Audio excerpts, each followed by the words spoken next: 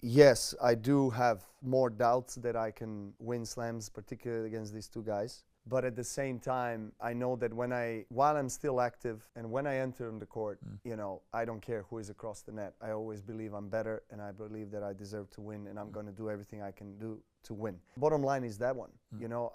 I'm nurturing still the winner's mentality. I just hope, and this is one of my primary goals, is to maintain the body in shape that is. If I can be reassuring, you're not in bad shape. I'm not in a bad shape. I'm not being funny to the eye. But see, I find your mind, because I think your mindset is very similar to Ronaldo's. I think the pair of you have, I would add Michael Jordan, peak Tiger Woods. There are just certain people in certain sports who I think exhibit just the most ferocious mental strength and resilience, which I think you have to be the best at what you do. And I think in your case, the really interesting thing for me is where that comes from. In Ronaldo's case, he was just hungry, literally physically hungry. He tells a story of queuing up behind a McDonald's just to get free burgers because he was so hungry when he was at the Lisbon Academy. In your case, I think it was born, and correct me if I'm wrong, but you talk about coming from a war-torn country. You were in Belgrade as the NATO bombs were crashing down for month after month after month. I've read that you can't even listen or hear fireworks without this giving you slightly traumatic PTSD. To go through that when you're a young guy as you were, take me back there for a moment. What are your most vivid memories of that time? I didn't know about Cristiano's experience of waiting in line, literally being hungry. I have something similar. I could have been 6, 7 years of age, and we had 2 wars in the 90s. We had the Yugoslavian breakout war, and then we had the bombings in 99. So between the start of the 90s, 91 when the war started, and end of 90s, we had embargo. I think maybe 4 or 5 years, maybe even more. So, obviously nothing comes in, it comes out of the country, and obviously, the poverty level was extremely high. And we were waiting in line for one loaf of bread that us, family of 7 or 8, were sharing that day. And so those experiences, life experiences, were very real. That made my journey even more special, in a sense that I appreciate life and everything that life has and God has granted me with much more because of my upbringing. So I normally don't like to reflect on that with a great sense of not sadness, but in a sense like I don't want to whine about it or complain about it, because I believe that everyone wears a cross on his or her back that he or she is meant to wear. So my journey is my unique personal journey that I had to go through and made me who I am. So I'm very grateful for that. Was it easy? No, absolutely wasn't easy. But that was essential, integral part of who I am as a person. And that is probably the foundation of my mental strength and resilience. Because when you are in doubt of what tomorrow brings, not just for yourself, but for your entire family and for your city, for your country, and whether you will be able to survive the next day, facing a match point in Grand Slam is not that hard. I mean, that's really what you're getting at, right? Pressure for you is not a match point against Federer. It's whether you're going to actually survive bombs coming over your head. Right. So it's a matter of perspective. I agree with that. And I think it puts things in perspective when someone says that.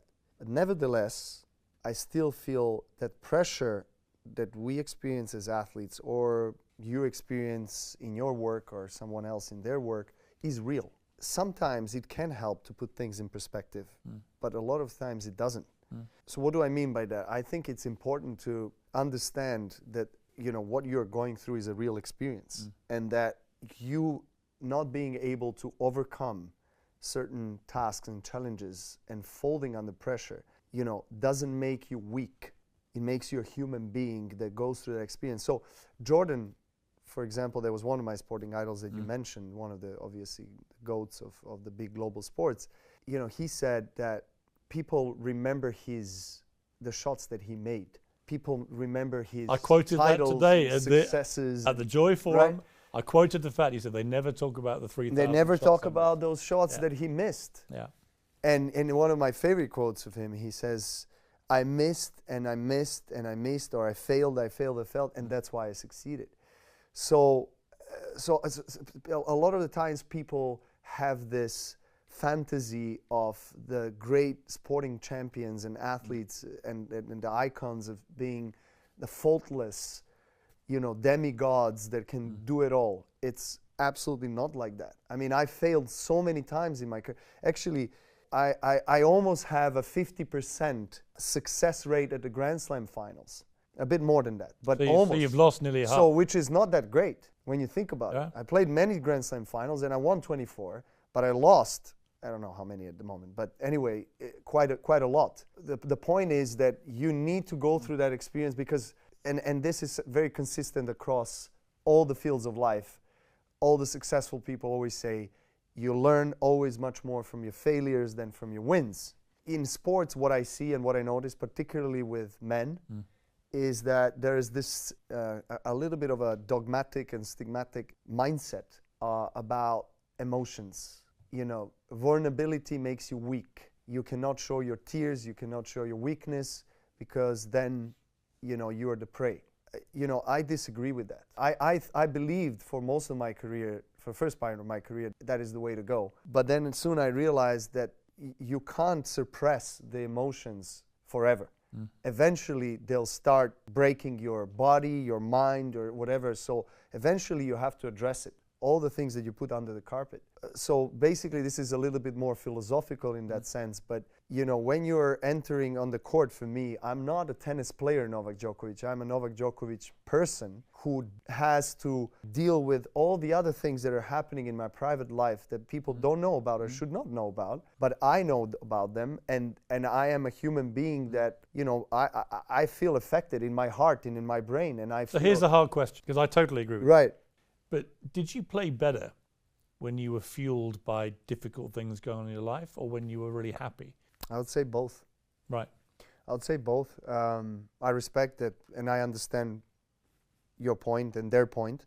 And it's true that I have experienced, when I was experiencing a lot of adversity and some difficult moments in my life, that's when I, draw this strength and turn it and convert it into fuel that then helps me perform my best tennis, which you can say that it was a kind of a storyline of most of my junior days and kind of coming into the professional tennis and kind of winning the first bunch of slams in that kind of emotion of like hunger and needing to prove everybody wrong and like being upset with the childhood that I had and needing to like just, prove to myself and others that I am, the best, and I can be the best, and I can live these dreams from, coming from that kind of environment and circumstances. But I also, I think that it just depends. It's quite relative and individual. So it just depends where you draw your strength from mostly. So I think that kind of mentality helps to, at least in my case, to a certain extent. And then you get fed up with that. Like I don't want to be drawing things from, let's say, somewhat of a negative emotion just because somebody hates me or said something or whatever, so I'm going to prove him or them or whatever wrong. Even though that is also a fuel, still it remains at times, but it's more really a constructive energy, I would say. It's more like, at least at this point in my life, in the last 5 years, it's like, okay, I have achieved great things in this sport. Probably around post-COVID time is when I entered this last phase of my career that I didn't know how and still don't know how long that's going to last. How am I going to feel about, my career playing tennis, and how am I going to balance it with family life? Because you mentioned the fatherhood. That's something that's extremely important to me. So there's a lot of sacrifice that you have to do, and I don't want to miss out on the greatest things of my family. I don't want my kids to, not remember me for being there.